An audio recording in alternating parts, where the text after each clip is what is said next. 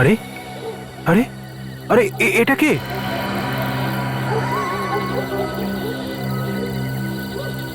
মনে হচ্ছে কোনো ভিখারি। চলো গিয়ে দেখি।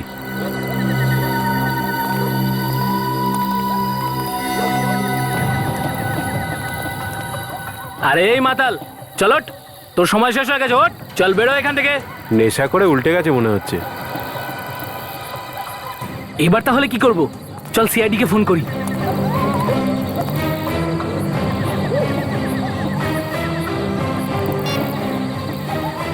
Hello hello CID.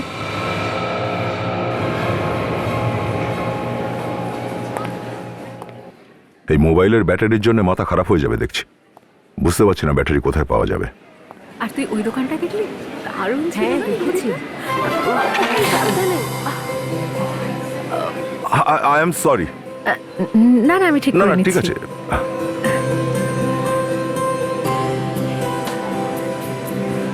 থ্যাঙ্কস।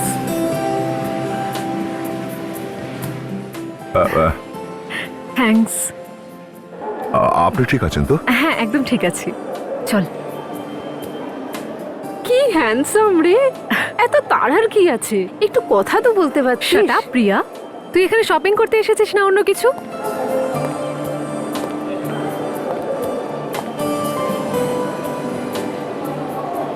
মাই গড, কেন এসেছিলাম যেন? ও হ্যাঁ, ফোনের ব্যাটারিটা। মনে হচ্ছে ব্যাটারি ওপরে পাওয়া যাবে। এই উপরে চল না। হ্যাঁ চল। আরে দেখে ভাই, দেখে একটু যেতে দিন তো। তুই শপিং করি না সাইডে কেন? সরে দাঁড়ান। কমই হয় বল। চল একটা কাজ করি, আমরা ওই দোকানটায় যাই। আমাকে অনেকগুলো টপ কিনতে হবে। শোন না, ওই দোকানটাতেও যাব। হ্যাঁ হ্যাঁ। এই, আরে আরে আরে আনসা, আপনি ঠিক আছেন তো? তোর কিছু হয়নি তো? I am fine, I am fine. আরে ওকে? আচ্ছা চল চল, আমাকে দে না দুটো ধরি। I am fine. আরে কি হলো কি তো? কি হলো? আরে আমার হ্যাঁ? পা কি হলো? প্রচন্ড ব্যথা করছে। মনে হচ্ছে পাটা মুচকে গেছে। চলুন আপনাকে হসপিটালে নিয়ে যাই, কোনো ডাক্তারকে দেখানো দরকার। আসুন। চলুন চলুন। I will manage. এক মিনিট, এক মিনিট। তাড়াহুড়ো করিস। Excuse me. হ্যাঁ অভিজিৎ। কি? খুন? খুব জোরে লেগেছে নাকি রে? কোথায়? ওকে, ঠিক আছে, আমি পৌঁছে যাচ্ছি। ও শিট, মুচকে গেছে মনে হয়। অভিজিৎ, একটু দেরি হবে আমার আসতে। আমি গিয়ে বলছি তোমাকে, ঠিক আছে?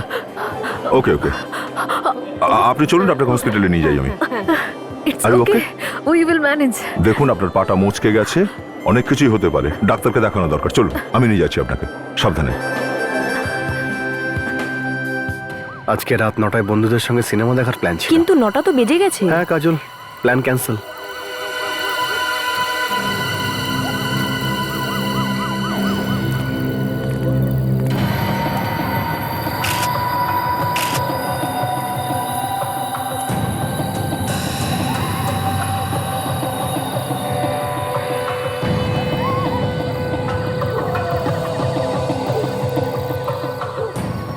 কটা নাগাদ দেখেছিলে তোমরা ওনাকে?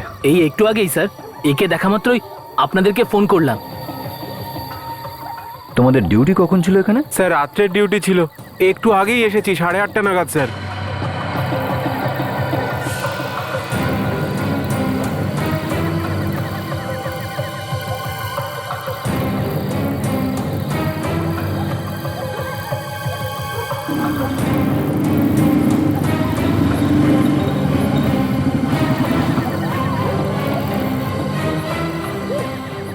চলে এসেছো? সব ঠিকঠাক? আরে ভাই, ওই মলে একটা ছোট অ্যাক্সিডেন্ট হয়ে গেছে। যার অ্যাক্সিডেন্টটা হয়েছে তাকে হসপিটালে ছেড়ে দিয়ে এলাম আমি। এই বেচারাকে কে মারলো? এখনো পর্যন্ত তো কিছু জানা যায়নি, শুধু এই গলা একটু নীলচে দাগ রয়েছে। পয়জনিং নয় তো? না না, এই হাত আর নখ এগুলো তো ঠিকঠাকই আছে, শুধু এই গলায় দেখেছো এখানটায়? একটা অদ্ভুত ডিজাইন হয়ে আছে দেখছি। বুঝতে পারছি না কি দিয়ে গলা ঠিক আছে। এর পরিচয়টা কি দেখতে হবে। আচ্ছা একটা কথা বলো, তোমরা এই লোকটাকে কখনো সোসাইটির আশেপাশে আগে কি দেখেছো? না না স্যার।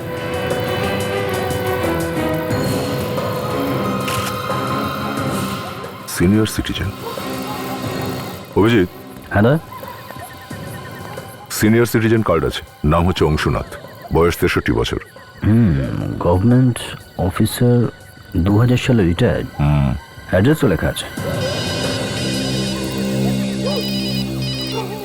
হ্যালো, হ্যাঁ বলছি। খুন কোথায়? পার্কিং লটে? ওকে, ঠিক আছে ঠিক আছে, আমরা আসছি। এখানে আরেকটা খুন হয়েছে। দুটো খুন একই সময়? হ্যাঁ, একটা কাজ করো, তুমি ওই পার্কিং লটে গিয়ে দেখো কি হয়েছে। ততক্ষণ আমি দেখি আশেপাশে কোনো প্রমাণ পাওয়া যায় কিনা। ঠিক আছে, চলো বিবেক।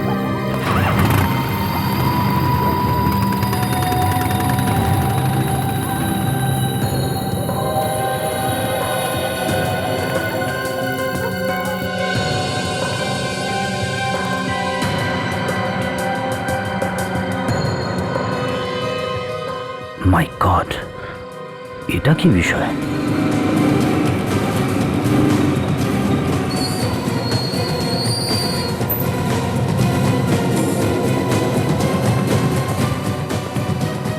আপনি একটু পিছিয়ে দাঁড়ান প্লিজ।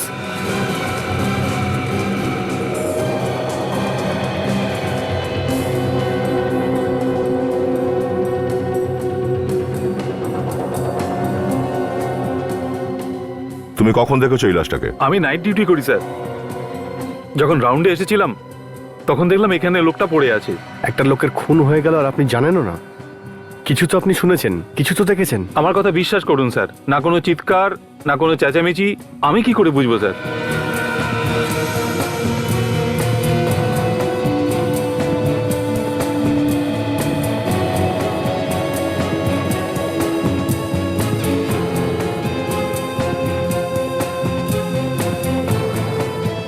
টায়ারের দাগটা বেশ গভীর দেখছি। দেখে তো মনে হচ্ছে এখানে কেউ গাড়িতে চুপি চুপি বসে এই লোকটার এখানে আসার অপেক্ষায় ছিল। পার্কিং লটে কোনো সিসিটিভি ক্যামেরাও দেখছি না। স্যার, হ্যাঁ বিবেক? এখানে মাথার পেছনে ক্ষত রয়েছে। নিশ্চয়ই খুনি ওকে এইভাবে পেছন থেকে মেরেছে। কিন্তু এর পা থেকে তো অনেক রক্ত বেরিয়ে গেছে। একটু বডিটা উল্টে দাও তো। ইনি তো কেশব স্যার, এই বিল্ডিংই তো ওনার অফিস রয়েছে। আচ্ছা, দেখেছো বিবেক, জাঙের এই শিরাটা কেটে দিয়েছে, আর এই শিরাটা কেটে যাওয়ার ফলেই এত রক্ত বেরিয়ে গেছে, আর সেই জন্যই লোকটার মৃত্যুও ঘটেছে। মানে স্যার, খুনি এর পায়ের শিরা কেটে দিয়েছে আর এর মাথাতেও মেরেছে। কিন্তু কেউ এটা করবে কেন? আর এই লোকটা মারা যাওয়ার আগে চিৎকার কেন করলো না? এই কথাটা আমিও তো বুঝতে পারছি না বিবেক। কিছু তো রহস্য আছে এই খুনটাতে, আর এই রহস্যের সমাধান ডক্টর সালুখাই করতে পারবেন।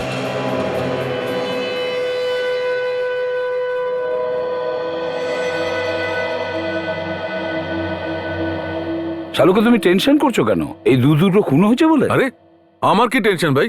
আমি আমার ল্যাবে দাঁড়িয়ে আছি। টেনশন হবে তোমাদের। দুটো খুন হয়েছে, গালি তোমাদের খেতে হবে। শোনো শালুকে, আজ পর্যন্ত এরকম হয়েছে যে আমরা কোনো কেস সলভ করিনি? হ্যাঁ, 2-4 বার তো হয়েছে। এই মাথা খারাপ করো না। কখন হয়েছে? হ্যাঁ, কখন হয়েছে? তখন হয়েছে যখন তুমি নিজের দুহাত তুলে বলে দিয়েছো, আরে ভাই আমার দ্বারা আর কিচ্ছু হবে না। তখন আমরা মার খাই। আচ্ছা, তার মানে আমিই ভিলেন প্রথম থেকেই? প্রথম থেকেই। হ্যাঁ। খুব ভালো। মানে অপরাধী যদি ধরা না পড়ে তো না ধরতে পারার মালাটা আমার গলায়, আর যদি অপরাধী ধরা পড়ে যায় তাহলে তার তালিটা তোমাদের জন্য, তাই না? অবশ্যই। তো যাও, তালি বাজাও, যাও যাও। আরে আরে ভাই, আর কি কথা থাকতে পারে? শালুকে আমার কথাটা শোনো। আমি এটা বলতে চাইছি, যখন তুমি হাত ওপরে করে বলো না যে আমার দ্বারা কিচ্ছু হবে না, তখন আমরা মার খেয়ে যাই। ও আচ্ছা, থ্যাংক ইউ ভেরি মাচ। তোমরা তো কমসে কম এটা স্বীকার করে নিয়েছো যে আমাদের জন্যই তোমাদের দোকানটা চলছে। এনিওয়ে, আমি এই লাশের ব্যাপারে কথা বলছি। হ্যাঁ, চলো। এই দুটো লাশই দুটো আলাদা গল্প বলছে বস।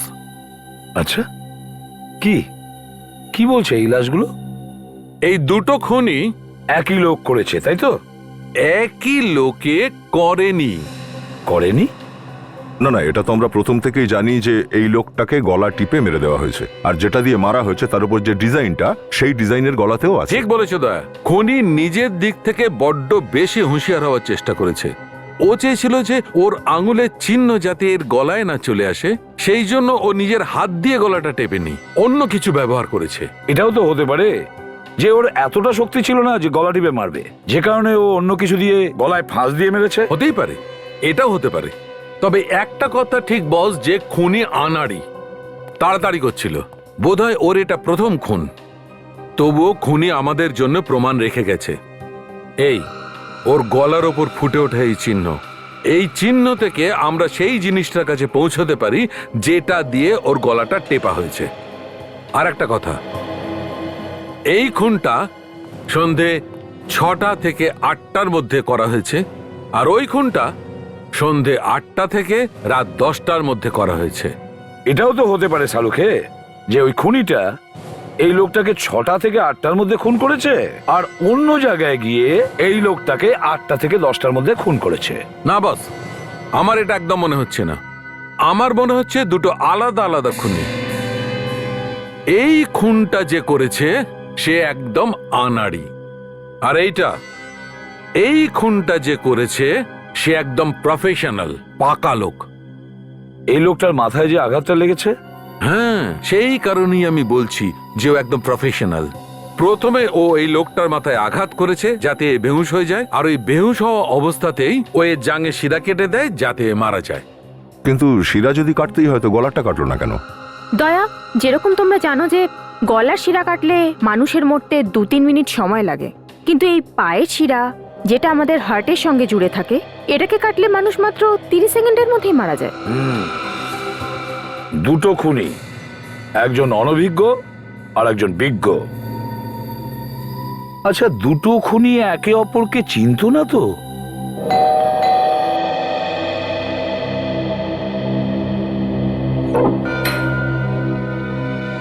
বলুন।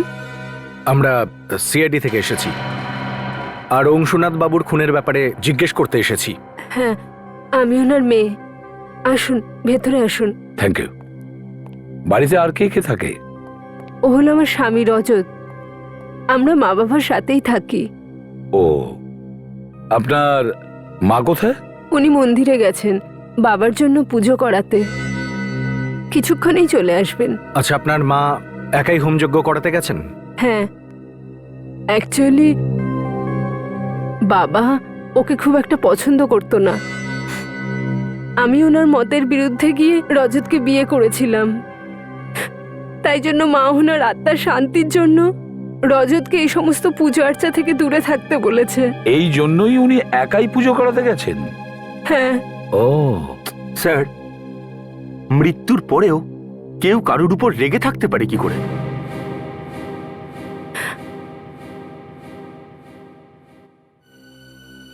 রজত বাবু, আপনি একটু বলুন, কালকে সন্ধ্যায় 6টা থেকে 8টার মধ্যে আপনি কোথায় ছিলেন? আমি? হ্যাঁ, আপনি কোথায় ছিলেন? কিন্তু আপনি এসব আমাকে কেন জিজ্ঞেস করছেন? সেটা এই কারণে, কারণ এনার বাবা অংশুনাথ বাবুকে খুন করা হয়েছে কালকে সন্ধ্যায় 6টা থেকে 8টার মধ্যে। স্যার, আপনি আমার স্বামীকে সন্দেহ করছেন, তাও আবার আমার বাবার খুনের অপরাধে। সেটা এই কারণে, কারণ আপনি বলেছিলেন না যে আপনার বাবার সঙ্গে এনার সম্পর্ক ভালো ছিল না। কিন্তু স্যার, ঠিক আছে, কোনো ব্যাপার নয়। যদি খুনিকে ধরার জন্য এনাদের এতে কোনো সাহায্য হয় তাহলে প্রশ্ন করতে দাও এনাদের। স্যার, কালকে সন্ধে 6টা থেকে 8টার মধ্যে আমি এক বন্ধুর সঙ্গে এক বারে বসেছিলাম। সেখানকার বিল হয়তো এখনো আমার পকেটে রয়েছে, আমি নিয়ে আসছি। তাড়াতাড়ি।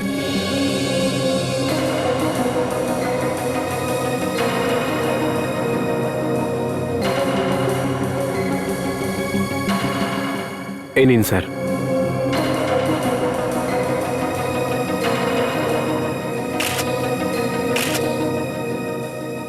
আজল, স্যার, স্যার আরো একটা কথা, হয়তো এতে আপনাদের কিছু সুবিধা হবে। বলুন।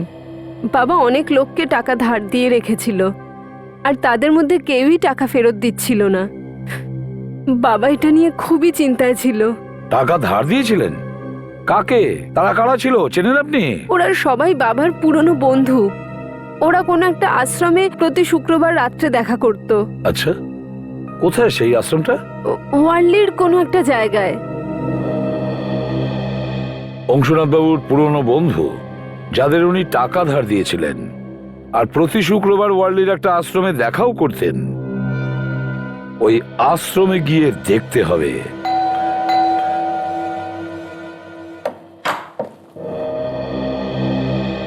কেশবের বাড়ি এটাই? আগে হ্যাঁ। আমরা সিআইডি থেকে এসেছি। সিআইডি থেকে? আসুন আসুন সাহেব, এনারা সিআইডি থেকে এসেছেন, আপনাদের সাথে দেখা করতে চান। আগে বলুন। ক্ষমা করবেন আপনাদের বিরক্ত করছি, কিন্তু আমরা কেশবের বিষয়ে কিছু জানতে চাই। আগে বলুন। আমি হলাম কেশবের বাবা, ইনি আমার স্ত্রী, ও হলো আমার ছোট ভাই, পাশে ওর ছেলে, ও হলো ছোট ভাইয়ের স্ত্রী। দেখুন, আমরা জানি যে আপনাদের মনের অবস্থা এখন ঠিক কিরকম, কিন্তু এটাও জানা খুব জরুরি যে কেশবের সঙ্গে কারোর কোনো শত্রুতা ছিল কিনা। কেশবের শত্রুতা হতেই পারে না। সোনার মতো মন ছিল ওর, কারোর সঙ্গে কোনো ঝুট ঝামেলা কিচ্ছু ছিল না। শত্রুতা না হোক, কোনো এমন লোক যার সাথে ওনার মনোমালিন্য ছিল? আমার তো এরকম কোনো লোককে মনে পড়ছে না যে কেশব দাদাকে পছন্দ করতো না। হ্যাঁ বাবা, তোমার কি করে মনে পড়বে? বিরজু, এক মিনিট, আপনি দাঁড়ান তো। এই যে আপনি একটু আগে বললেন যে কি করে মনে পড়বে, কেন বললেন এটা? কেন কিছু মনে পড়বে না? না মানে এমনি বলছিলাম। না, কারণ তো নিশ্চয়ই আছে। ব্যাপারটা কি বলুন। কেশব দাদাবাবুর সাথে এনার রোজ কিছু না কিছু ব্যাপারে ঝগড়া লেগে থাকতো। কি ব্যাপার নিয়ে ঝগড়া হতো কেশবের সঙ্গে? সেরকম তো কোনো ব্যাপার ছিল না। স্যার আমি বলছি ব্যাপারটা। এই কপিল কেশবের বিজনেসের ব্যাপারে ভীষণভাবে নাক গলাতো, আর এসব কেশবের একেবারেই পছন্দ ছিল না। এইসব ব্যাপার নিয়েই কখনো কখনো ঝগড়া হয়ে যেত, ব্যাস। কপিল, কাল রাত 8টা থেকে 10টার মধ্যে আপনি কোথায় ছিলেন? আপনারা আমার উপর সন্দেহ করছেন? দেখুন, আপনারা এভাবে আমার ছেলের সঙ্গে কথা বলতে পারেন না। আমি শুধু একটা প্রশ্ন করেছি, তার উত্তরটা দাও। কাল রাত 8টা থেকে 10টার মধ্যে তুমি কোথায় ছিলে?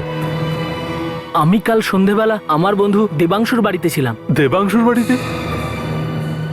কিন্তু কাল যখন তোমার সাথে কথা হয়েছিল তখন তো তুমি বলেছিলে ময়ূরের বাড়িতে ছিলে। আসলে আমি বলতে চাইছিলাম যে আমি দেবাংশুর বাড়িতে গিয়েছিলাম, কিন্তু ওর সঙ্গে দেখা হয়নি, তাই আমি ময়ূরের সঙ্গে দেখা করতে গিয়েছিলাম। আচ্ছা, এই ফ্যামিলি বিজনেসটা ছাড়াও কেশব একটা অ্যাড এজেন্সিতে কাজ করতো, তাই না? আগে হ্যাঁ, ও একটা অ্যাড এজেন্সির মালিকও ছিল, আর গত বেশ কয়েকদিন ধরেই ও নিজের কাজকর্ম নিয়ে ভীষণ বিভ্রান্ত ছিল।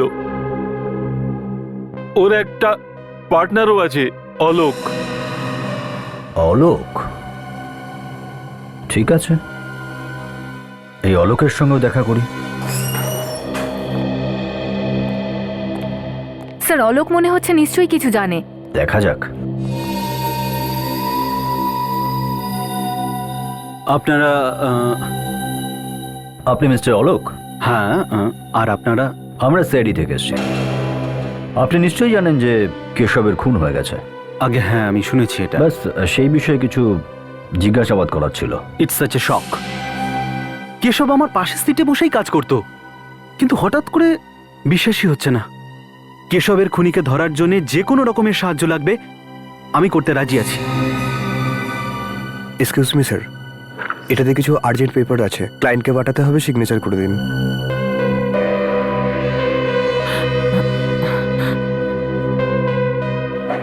Thank you. Thank you sir. অলোকবাবু, কালকে আপনি 6টা থেকে 8টার মধ্যে ঠিক কোথায় ছিলেন বলুন তো? আমি তো সোজা অফিস থেকে জিমে চলে গেছিলাম, আর রাত 10টা পর্যন্ত আমি ওখানেই ছিলাম। কিন্তু এসব আমাকে কেন জিজ্ঞেস করছেন? খুনের বিষয় যতক্ষণ কোনো পোক্ত প্রমাণ হাতে না আসে আমরা সবাইকে সন্দেহ করি। কিন্তু আমি কেশবের তো- বাবার সঙ্গে দেখা হয়েছিল আমাদের। উনি বলছিলেন গত কয়েকদিন ধরে ও অফিসের কাজকর্ম নিয়ে বেশ টেনশনে ছিল। এমন কি হয়েছিল? স্যার, টেনশন কোন বিজনেসে থাকে না বলুন তো? হয়তো ছোটখাটো কিছু হয়েছিল, আমি জানি না ও কি নিয়ে টেনশন করছিল। I C. আপনার জিম কোথায়? আন্ধেরিতে। আমি আপনাকে কার্ডটা দিচ্ছি, আপনি চাইলে ওখানে গিয়ে খবর নিতে পারেন। সেটা আমরা ঠিক খোঁজ করেই নেব। আপাতত ধন্যবাদ, প্রয়োজন হলে আপনাকে আবার বিরক্ত করব। অবশ্যই স্যার।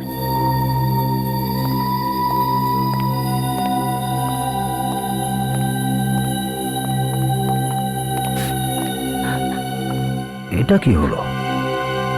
নাতাশা, দেখো তো একটু।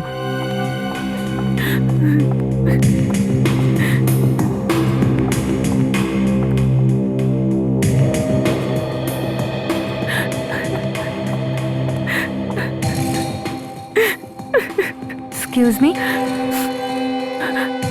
কি হয়েছে? আপনি এভাবে বাইরে থেকে ভেতরে এলেন কেন?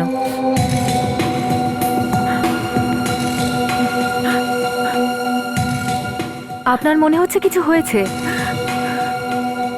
দেখুন, এরকম কোনো কথা যেটা আপনার বলা উচিত কেশবের ব্যাপারে। কেশব আর আমি একে অপরকে ভীষণ ভালোবাসতাম,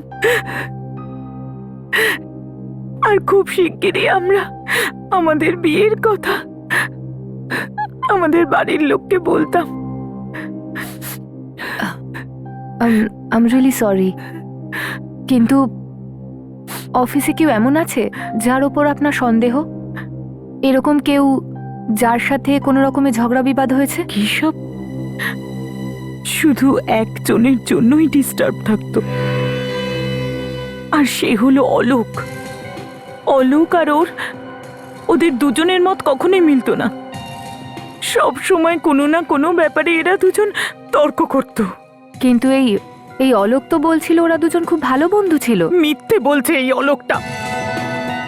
কেশব তো ওর সাথে ভালো করে কথাই বলতো না। ও সন্দেহ করত যে অলোক কোম্পানির টাকা নয় ছয় করত। আচ্ছা, আর যখন থেকে কেশব গেছে ম্যাম, তখন থেকে অলোক তার কেবিনের লক চেঞ্জ করে দিয়েছে। আমার তো মনে হয় যে অলোক কিছু লুকোচ্ছে। আপনি বিশ্বাস করুন, এই আমার কেশবকে মেরেছে এই অলোকই। এটা এত বিশ্বাসের সাথে কি করে বলতে পারছেন? কোনো প্রমাণ আছে আপনার কাছে? সেটাই তো খোঁজার চেষ্টা করছি আমি, কিন্তু ওর কেবিনের ভেতরেই ঢুকতে পারছি না। হয় ও নিজেই ভেতরে থাকে, নয়তো কেবিন লক করে চলে যায়। ও আর ওর বিয়ে ছাড়া ওর কেবিনের ভেতরে ঢোকার পারমিশন কারণ নেই। ঠিক আছে, আপনি একদম চিন্তা করবেন না। এবার যা করার আমরা করব।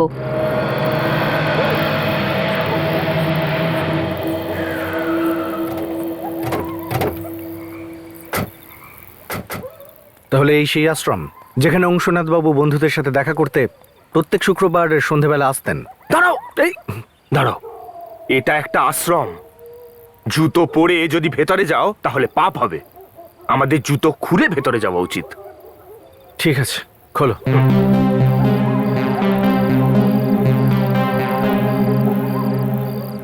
এসো, চলো আরো একটা হাত খেলি। এসব কি হচ্ছে এখানে? অনেক খেলা হয়ে গেছে। আশ্রমের নাম করে এখানে ফুর্তি করা হচ্ছে। আপনারা? আমরা সিআইডির লোক। অংশুনাথের খুনের ব্যাপারে আমরা তদন্ত করতে এসেছি। সিআইডি? হ্যাঁ, সিআইডি। একটা ক্লাব বানিয়ে রেখে আশ্রম বলা হচ্ছে সেটাকে। আরে স্যার, আমাদের বয়সী লোক এখানে ছাড়া আর কোথায় যাব? হ্যাঁ, আমরা সব রিটায়ার্ড পারসন। এখন বাড়ি গিয়ে যদি আমরা বলি যে তাস খেলতে যাচ্ছি, তাহলে ছেলে মেয়েরা কি বলবে? হ্যাঁ, দেখুন, এই জন্য আশ্রমের বাহানা দিয়ে আমরা সপ্তাহে একদিন এখানে আসি। হাসি ঠাট্টা, খাওয়া দাওয়া, আনন্দ, আর কখনো একটু ড্রিঙ্ক করি। সেসব তো বুঝলাম, কিন্তু আপনাদের মধ্যে আপনাদের এক বন্ধু অংশুনাথ বাবু মারা গেছেন। আপনারা এক সপ্তাহের জন্য এইসব আমোদ আহ্লাদ বন্ধ রাখতে পারলেন না? আরে বাবা, বয়সটাই তো এইরকম আমাদের। আমাদের তো সবকিছু দেখা হয়ে গেছে, আর এখন তো শুধু যাওয়ার অপেক্ষাতেই দিন গুনে যাচ্ছি। কথাটা আপনি খারাপ বলেননি, কিন্তু কমসে কম অংশুনাথ বাবুর খুনিকে ধরার জন্য আপনারা আমাদের সাহায্য তো করবেন নিশ্চয়ই। কেন করব না? কিন্তু এই অংশুনাথকে যে মার্ডার করেছে তার কি লাভ হয়েছে বলুন তো? বুঝতেই পারছি না। ওর বাড়ির লোকের ব্যাপারে তো আমরা বেশি কিছু জানি না, কিন্তু একবারও জামাই রজত ওর পিছু করতে করতে এখানে একবার চলে এসেছিল। ওদের দুজনের মধ্যে খুব ঝগড়াও হয়েছিল। আমরা তো জানতে পেরেছি যে অংশুনাথ বাবুর কাছ থেকে আপনারা কিছু টাকা ধার নিয়েছিলেন, যেটা এখনো ফেরত দেননি। আরে কোন ধারের কথা বলছেন আপনি? আমরা তো আমাদের সমস্ত ছেলে মেয়েদের বিয়ে দিয়ে দিয়েছি, আর আমরা খুব আনন্দের সঙ্গে রিটায়ার হয়েছি। আমাদের আর টাকার কোনো দরকার নেই। অংশুনাথের খুব বড় দান খেলার অভ্যেস ছিল। যখনই আমরা ওকে আটকাতাম ও এটাই বলতো, গোটা জীবনটা টাকা কামাতে কামাতে কেটে গেল, এখন খরচা করার আনন্দ নিচ্ছি। ঠিকই বলেছে। দেখুন, বড় দানে অনেক বড় জিত হয়, কিন্তু হারটাও অনেক বড় হয়। ও অনেকবার গেমে অনেক টাকা হেরেছে। হয়তো এই কথাটাই লুকোনোর জন্য হয়তো ও বাড়ির লোককে মিথ্যে কথা বলেছে। ও এই ব্যাপার। ঠিক আছে, যদি আপনাদের আবার দ্বিতীয়বার দরকার হয় আমরা আবার আসবো। ঠিক আছে।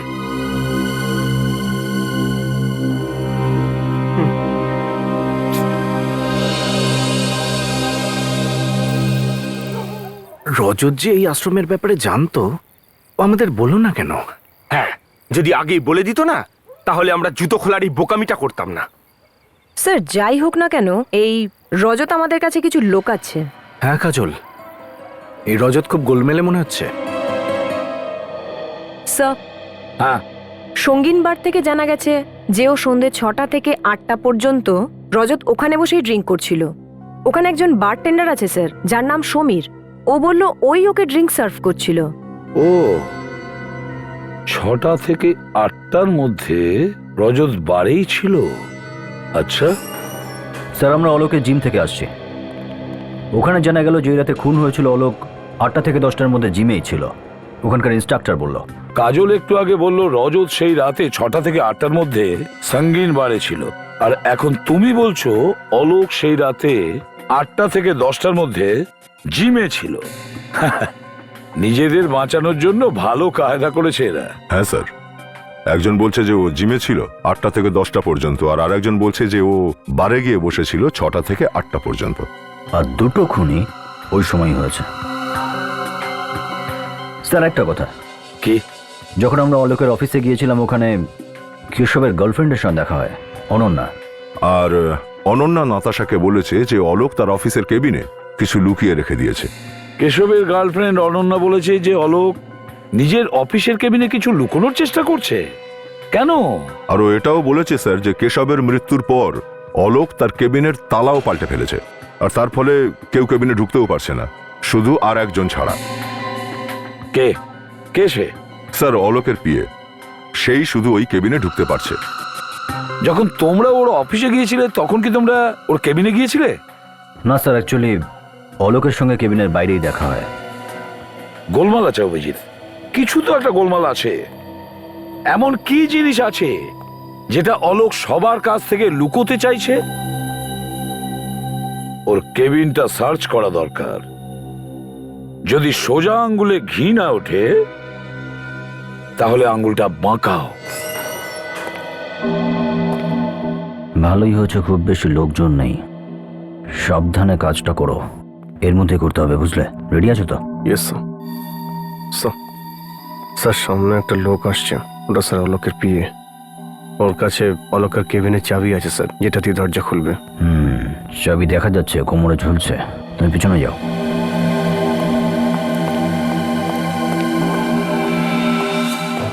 আরে সাবধানে সাবধানে, আপনার লাগে না? ঠিক আছে ঠিক আছে। আরে আপনি তো ওই অলোকবাবুর পিএ না? আগে হ্যাঁ স্যার, আপনি ওকে চিনতে পেরেছেন? কেন চিনব না, কাল যখন অলোকবাবুর সঙ্গে কথা বলছিলাম আপনি এসেছিলেন ওই কিছু সাইন টাইন করাতে। হ্যাঁ হ্যাঁ হ্যাঁ হ্যাঁ। আচ্ছা স্যার, এখন আপনি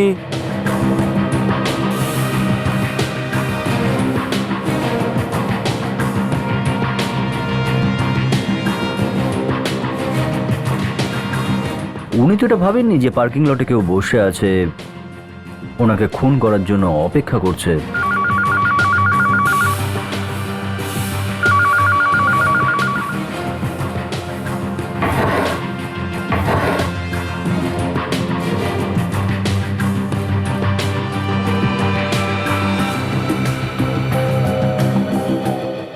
বেল্ট, এক মিনিট, এই বেল্টের প্যাটার্ন একদম ওই রকমই যেরকমটা আমরা অংশনাথের গলায় পেয়েছি। 9টা নাগাদ চলে আসুন উনি। আগে হ্যাঁ। আর কোন কোন প্রজেক্টের কাজ চলছে? এখন তো আপাতত দেওয়ালির জন্য বিশেষ কিছু অ্যাড ডিজাইন করছিলাম, ওটা শেষ হলেই ক্রিসমাস আর নিউ ইয়ারের জন্য নতুন কিছু প্ল্যান করার আছে। তাছাড়া কেশব স্যার কিছুদিন আগে একটা ফ্রেশ অ্যাড ডিজাইন না না, করেছিলেন, বলার আর দরকার সেটা নেই, বলার দরকার নেই। টিভিতে দেখবো না ফ্রেশ, তখন ভালো লাগবে। এমনিতেও আমার কাজ হয়ে গেছে। আপনার কাজ মানে? না মানে হয়ে গেছে, যা জানার ছিল জানা গেছে। ও আচ্ছা আচ্ছা, প্রয়োজন হলে আপনার সাথে আবার দেখা হবে। Almost welcome, no problem. আচ্ছা, এই চাবিটা আপনার পড়ে গেছে না? এটা? আমার? হ্যাঁ, উঠিয়ে নিন, উঠিয়ে নিন।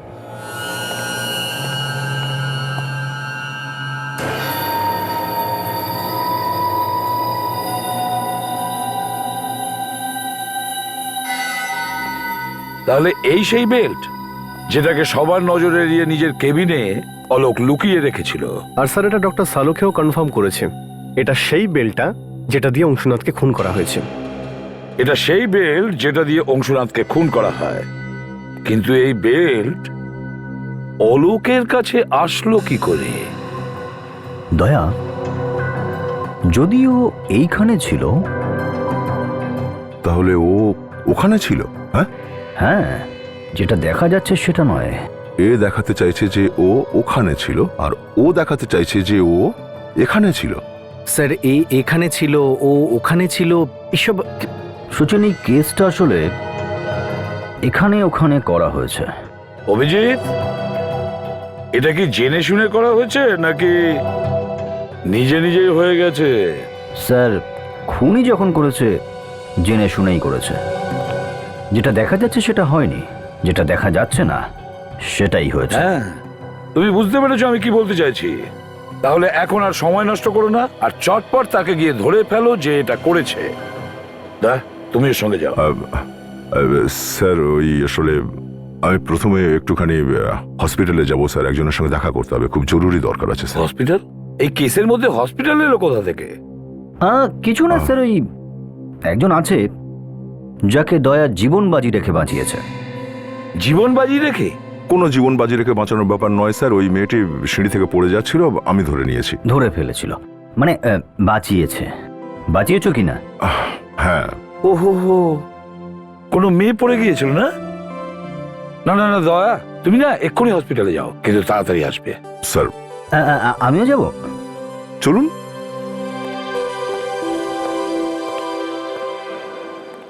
আচ্ছা, তাহলে এখানেই তোমার আনসার রয়েছে? শুধু অংশা অভিজিৎ, কোনো আমার টামার নয়। আর প্লিজ ভেতরে কিছু বেফাস কথা বলে ফেলো না। আমি কালকে তোমাকে নিতে অবশ্যই আসবো। Take care, bye. না না, আমি কেন বলবো, তোমরা কথা বলবে, আমি শুধু দেখতে থাকবো। আরে ভেতরে ঢোকো তো আগে, এসো।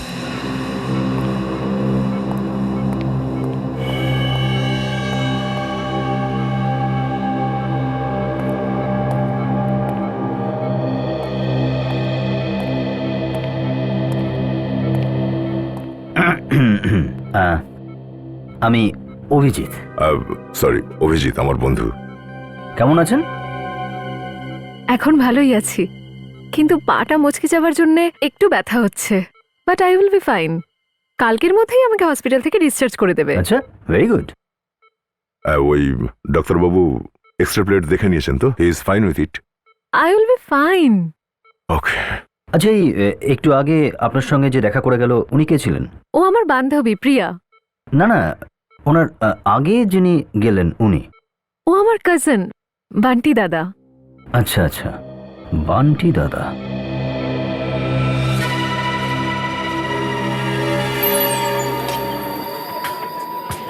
ওই যে সমীর, ও সেই বারটেন্ডার যার সঙ্গে আগের দিন দেখা করেছি। ওই রাতে রজত যখন এসেছিল আর অংশুনাথের খুন হয়েছিল, সমীর ছিল এখানে। আরে ম্যাডাম, আপনি? সমীর, তোমায় কিছু জিজ্ঞেস করব।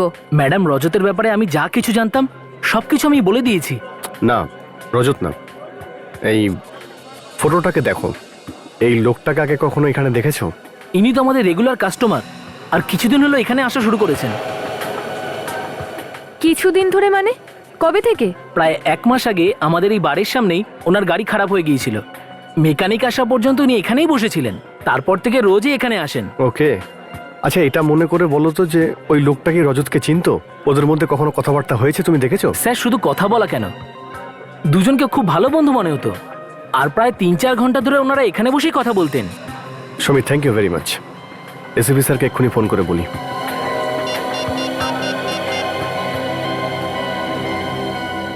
হ্যালো স্যার, আপনার সন্দেহটাই একদম ঠিক।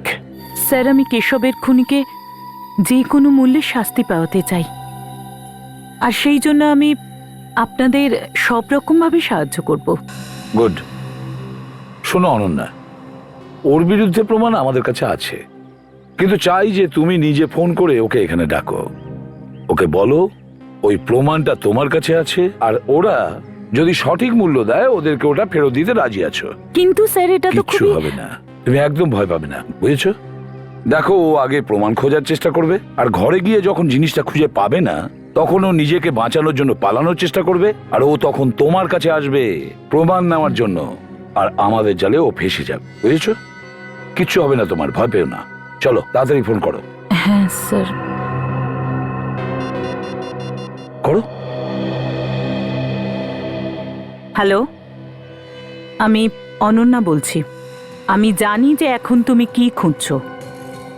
ওই প্রমাণটা যেটা তুমি সবার থেকে লুকোতে চাইছিলে সেটা এখন আমার কাছে আছে, আর খুব তাড়াতাড়ি আমি ওটা সিআইডির হাতে তুলে দেব।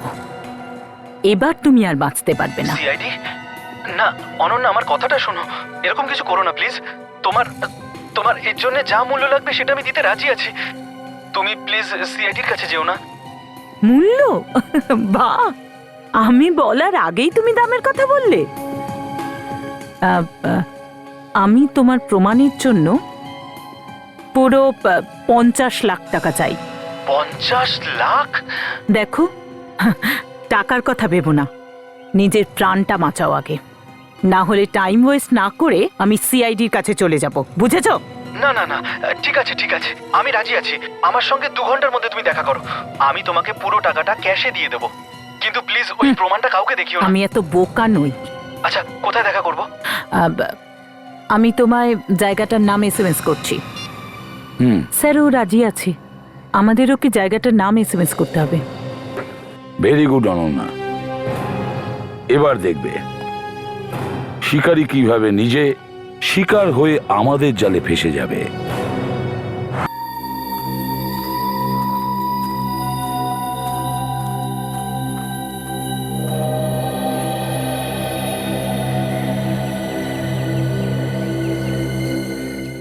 আমার টাকা এনেছো?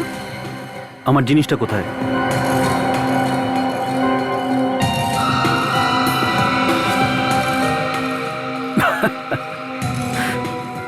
আমি যতটা তোমার ব্যাপারে ভেবেছিলাম তার থেকে তুমি অনেক চালাক।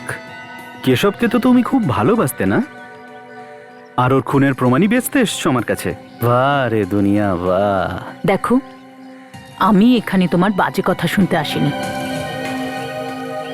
কাল পর্যন্ত আমার কাছে কেশব ছিল, আমার কাছে সবকিছু ছিল, কিন্তু আজ যখন ও নেই তখন আমারও তো ভবিষ্যৎ সম্পর্কে ভাবতে হবে। 50 লাখ দেবে না তুমি আমাকে? হ্যাঁ, কিন্তু সেটাতে একটু প্রবলেম আছে। প্রবলেম? এটা কোন নতুন নাটক?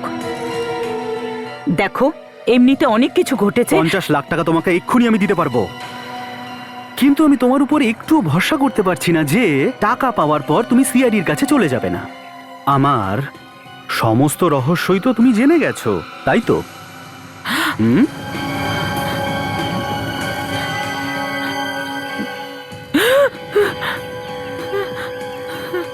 আমাদের বিপদে ফেলতে বেরিয়েছিলে, হ্যাঁ?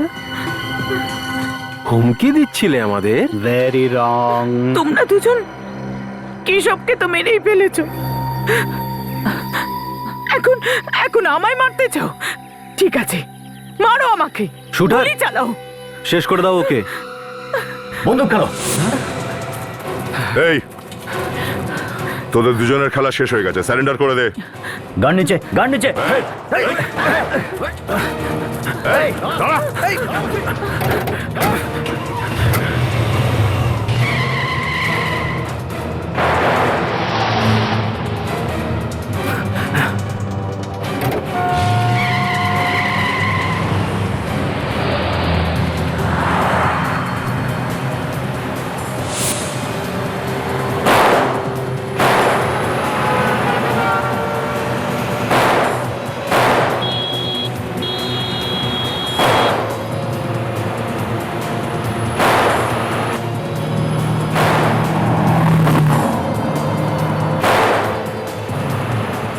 শেষ পর্যন্ত মেয়েটা ফাঁসিয়েই দিল তো।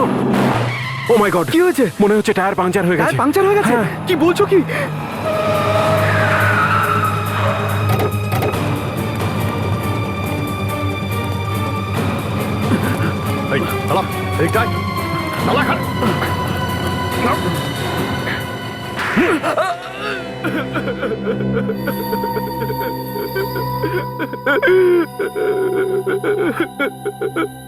কেশব আর অংশুনাথ, যে দুজন লোককে তোমরা খুন করেছো তাদের লাশ ডক্টর সালুখেকে কিছু গল্প শুনিয়েছে। সেই গল্প আমরা তোমাদের মুখ থেকে শুনতে চাই। আমি তো কিছু করিনি, অকারণে আমাকে বাঁচানো হচ্ছে। এই দুটো খুন করে চুপচাপ কুণ্ডলি পাকিয়ে বসে আছিস, ভাবছিস কেউ কিছু জানতেই পারবে না? হ্যাঁ, তোদের কাছে শুধু একটাই লাইফলাইন বেঁচে আছে। কোনটা? সত্যি বলার লাইফলাইন। সত্যি বলার লাইফলাইন? হ্যাঁ, সত্যি বল, সত্যি। সত্যি ছাড়া আর কিছু শুনতে চাই না আমরা। কিন্তু আমার তো কোনো দোষ নেই। চুপ, তুমি কিন্তু বলবে না কিছু। আমি আর সহ্য করতে পারছি না, আমি আর পারছি না। মুখ খুললে কিন্তু মরা পড়বে তুমি। ও আর কি বলবে? ওর কাছে তো একটাও লাইফলাইন বেঁচে নেই। আমি সবকিছু ভুলে গেছি, আমার কিচ্ছু মনে পড়ছে না। ও হো হো হো হো, বেচারি সবকিছু ভুলে গেছে। ঠিক আছে, আমরা তোমাকে মনে করিয়ে দিচ্ছি। কেমন দয়া, একটু মনে করিয়ে দাও তো।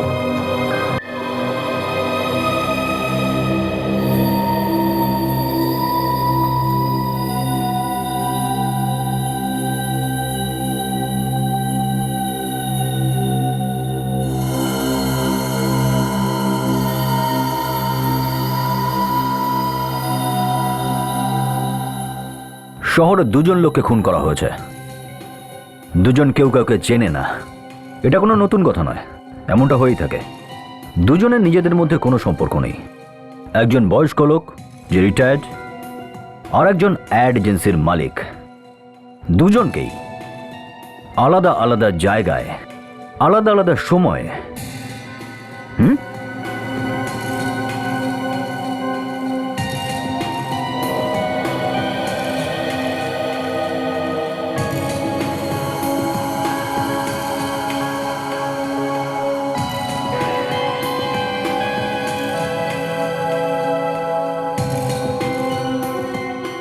আর সন্দেহ দুজনকেই করা যায়।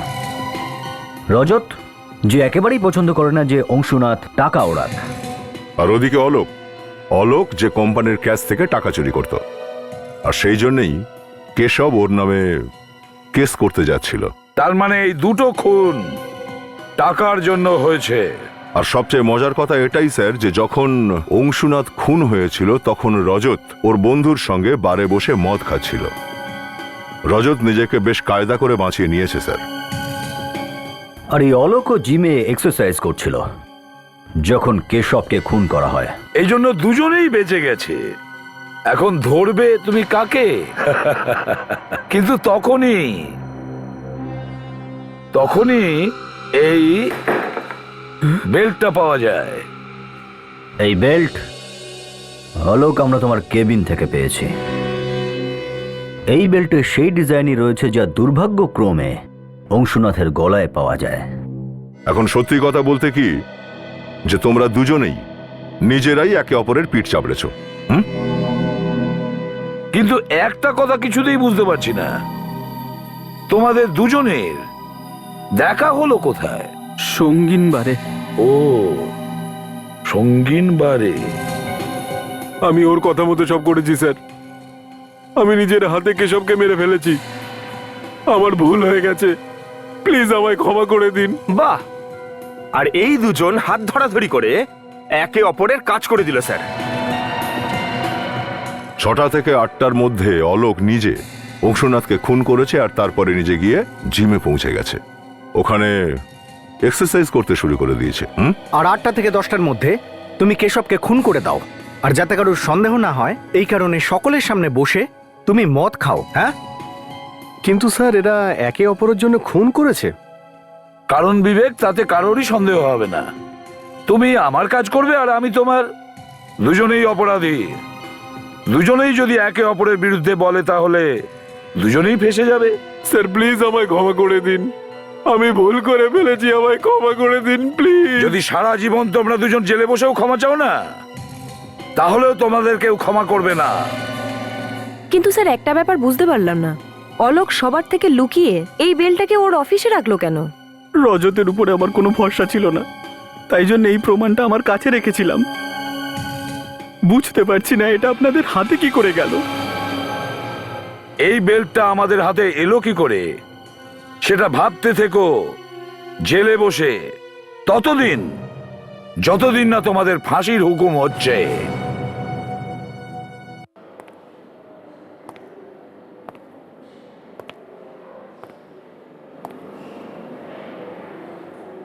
কি হলো দয়া?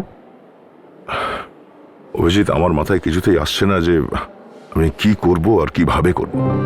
কি কি মাথায় ঢুকছে না? কার বিষয়ে বলছো? আরে ওরই কথা বলছি ভাই, আর কার কথা বলবো? এই সংসার মধ্যে এমন কিছু আছে, জানি না কেন ওরই কথা বারবার মাথার মধ্যে চলে আসছে। আমার বারবার মনে হচ্ছে যে আমার ওর ব্যাপারে আরো একটু খবর নেওয়া দরকার। 2-3 বার দেখা করি এমনটা মনে হচ্ছে। হ্যাঁ অভিজিৎ, কিন্তু এটা বুঝতে পারছি না যে এত তাড়াতাড়ি এসব কি করে হয়ে গেল।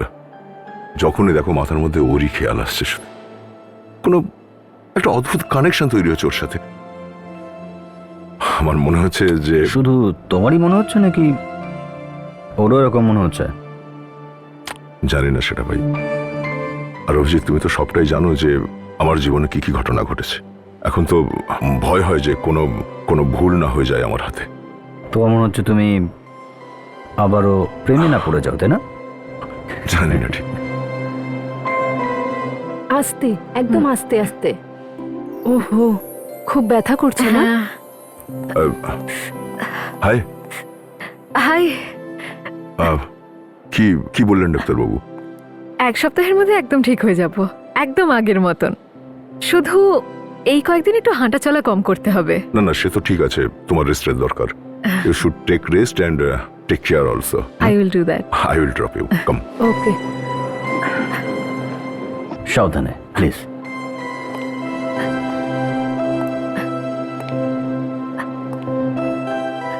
আস্তে আস্তে।